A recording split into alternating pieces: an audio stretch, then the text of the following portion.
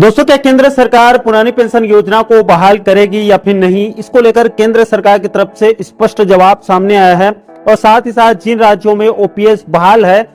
उनके एनपीएस की राशि को लेकर भी एक बड़ा खुलासा हुआ है। इसी बड़ी खबर के बारे में हम इस वीडियो के अंदर विस्तारपूर्वक समझने वाले हैं। इसलिए दोस्तों, कर्मचारी जगत से जुड़ी इस महत्वपूर्ण मुद्दे को बारीकी से समझने के लिए इस वीडियो को आप अंत तक जरूर देखिए। नमस्कार दोस्तों, मैं हूं आपका दोस्त लोकेश साहू और आप देख रहे हैं लोकेश साहू यूट्यूब चैनल। आप सभी दर्शकों का हमारे इस यूट्यूब परिवार में बहुत बहुत स्वागत है।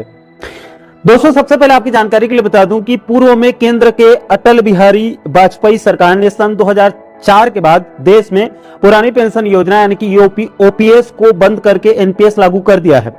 लेकिन दोस्तों, भारत के 5 राज्यों में जहां पर 2022-23 में कांग्रेस या अन्य कोई गैर बीजेपी शासित राज्यों में जहां पर बीजेपी सरकार नहीं थी, जैसे कि छत्तीसगढ़, हिमाचल प्रदेश, झारखंड, पंजाब और राजस्थान, इन 5 राज्यों में 2022-23 से ओपीएस लागू करने का ऐलान हो चुका है। हालांकि दोस्तों, अभी 2025 में छत्तीसगढ़ की शासन सरकार ने फिर से 1 अगस्त 2025 से नए कर्मचारियों के लिए ओपीएस को बंद करके यूपीएस या एनपीएस लागू करने का फैसला ले लिया है।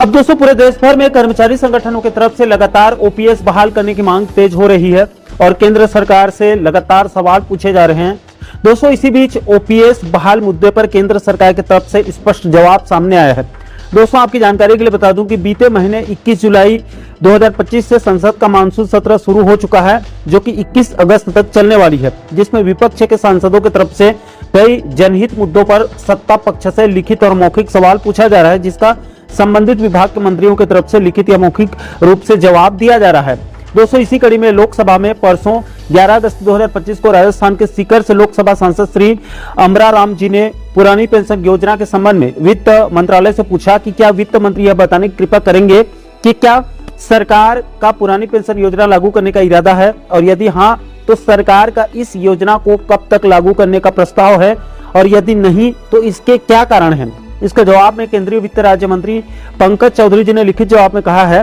कि केंद्र सरकार के कर्मचारियों के संबंध में पुरानी पेंशन योजना यानी कि ओपीएस को बहाल करने का कोई भी प्रस्ताव भारत सरकार के विचार अधीन नहीं है। सरकारी राजकोष पर अस्थिर राजकोषीय देनदारी के कारण सरकार ने ओपीएस को प्रतिस्थापित कर दिया है, यानी कि ओपीएस के स्थान पर विकल्प के रूप में यूपीएस लाने का निर्णय लिया है। आप लोगों को पता होगा, यूपीएस का ऐलान केंद्र सरकार ने जनवरी 2025 में कर दिया है। यानी कि आप मानकर चलिए कि केंद्र सरकार ओपीएस लागू नहीं करेगी। ये देश के लाखों केंद्रीय कर्मचारियों के लिए जो है वो बहुत बड़ा झटका है। इसके बाद सीकर सांसद श्री अमरा राम जी ने दूसरा सवाल पूछा कि क्या सरकार का विचार नई पेंशन योजना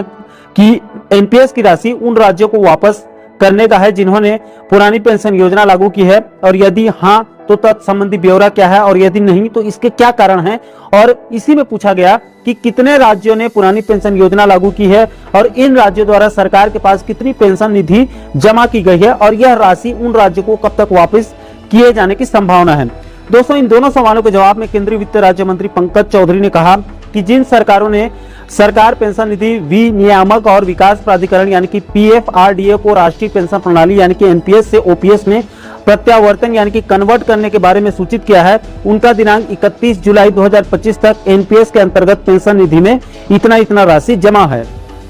इसमें सबसे पहले छत्तीसगढ़ राज्य का 22,499 करोड़ 80 लाख रुपए की राशि एनपीएस में है। इसी प्रकार से हिमाचल प्रदेश का 11,111 करोड़ 93 लाख रुपए की राशि एनपीएस में है। इसके बाद झारखंड राज्य का 14,368 करोड़ 67 लाख रुपए की राशि एनपीएस में है। इसके बाद पंजाब राज्य का 31,960 करोड़ 43 लाख रुपए की राशि एनपीएस में है, और राजस्थान का सबसे ज्यादा 50,884 करोड़ 11 लाख रुपए एनपीएस में जमा है। अब दोस्तों, नीचे यहाँ पर हैरान करने वाली बात कही गई है कि पीएफआरडीए राष्ट्रीय पेंशन प्रणाली के अंतर्गत निकासी और आहरण विनियम 2015 के साथ पठित पेंशन निधि विनियामक और विकास प्राधिकरण यानी कि पीएफआरडीए अधिनियम 2013 और अन्य प्रासंगिक विनियमों के अंतर्गत ऐसा कोई उपबंध नहीं है जिसके अंतर्गत राष्ट्रीय पेंशन प्रणाली के लिए अभिदाताओं की संचित राशि को राज्य सरकार को वापस जमा किया जा सके। यानी कि दोस्तों, इसका मतलब यह है कि इसमें यहां पर केंद्र सरकार कह रही है कि पीएफआरडीए के नियम 2015 और नियम 2013 के मुताबिक एनपीएस में जमा पैसे को राज्य सरकार को वापस नहीं किया जाएगा, बल्कि इसको अभिदाता यानी कि जिन लोगों ने पैसा जमा किया है यानी कि संबंधित कर्मचारियों को ही एनपीएस की राशि वापस मिल सकती है। यानी कि दोस्तों इसका मतलब यह हुआ कि इन पांचों राज्यों के कर्मचारियों का जो लाखों करोड़ों रुपए एनपीएस में जमा है पीएफआरडीए में, इस राशि को इन राज्य सरकारों को वापस नहीं मिलेंगे, बल्कि पीएफआरडीए के अनुमति से संबंधित कर्मचारियों को जिनका पैसा जमा है उन्हीं को ही वापस मिल सकते हैं। तो दोस्तों ओपीएस के संबंध में केंद्र सरकार के इस लिखित जवाब से दो प्रमुख बातें निकलकर सामने आई है, या दो बड़े खुलासा हुए हैं। सबसे पहले तो केंद्र सरकार ओपीएस लागू करने के बिल्कुल भी मूड में नहीं है, और दूसरा एनपीएस के तहत जो राशि पीएफआरडीए के पास जमा है उस राशि को राज्य सरकारें रिकवरी नहीं कर सकती हैं, वो राशि सिर्फ संबंधित कर्मचारियों को वापस मिल सकती है। दोस्तों यहाँ पर केंद्र के मोदी सरकार से एक छोटा सा सवाल है कि अगर केंद्रीय कर्मचारियों या देश के कर्मचारियों के लिए एनपीएस या यूपीएस के स्थान पर ओपीएस बहाल कर देने से सरकार का खजाना खाली हो रहा है, तो विधायक, सांसद और मंत्रियों के लिए 4-4, 5-5 बार ओपीएस पेंशन को क्यों लागू किया गया है? शायद भारत दुनिया का पहला देश होगा जहां पर एक अनपढ़ और अंगूठा छाप नेता बिना कोई योग्यता के जितनी बार विधायक और सांसद बनता है उसको उतनी बार की पेंशन मिलती है और दुनिया भर के अन्य सुख सुविधाएं मिलती है। लेकिन एक कर्मचारी जो बेचारा आधा जवानी अपनी पढ़ाई में और बची हुई आधी जवानी देश की सेवा में खपा देता है और रिटायर्ड होने के बाद उसको एक पेंशन तक नसीब नहीं हो रही है, ये इस देश का सबसे बड़ा दुर्भाग्य है। अगर एनपीएस और यूपीएस इतनी ही अच्छी है तो इसको जो है वो देश के सांसदों, विधायकों के लिए क्यों लागू नहीं किया जा रहा है, इसका सरकार को जवाब देना चाहिए। बहरहाल दोस्तों, इस महत्वपूर्ण मुद्दे को लेकर आप लोगों की क्या राय है, नीचे आप लोग कमेंट बॉक्स में अपनी अपनी प्रतिक्रिया आप लोग जरूर शेयर कीजिएगा। और दोस्तों आप आगे भी कर्मचारियों पेंशनर जगत से जुड़ी इसी प्रकार के महत्वपूर्ण मुद्दों पर आप आगे भी वीडियो देखना चाहते हैं तो आप हमारे चैनल को जरूर सब्सक्राइब कर लीजिएगा, ताकि आने वाले सभी नए वीडियो का नोटिफिकेशन जो है वो आप लोगों तक तुरंत पहुंच सके। दोस्तों इस वीडियो में फिलहाल अभी के लिए इतना ही। इस वीडियो को अंत तक देखने के लिए आप सभी दर्शक बंधुओं का बहुत बहुत धन्यवाद।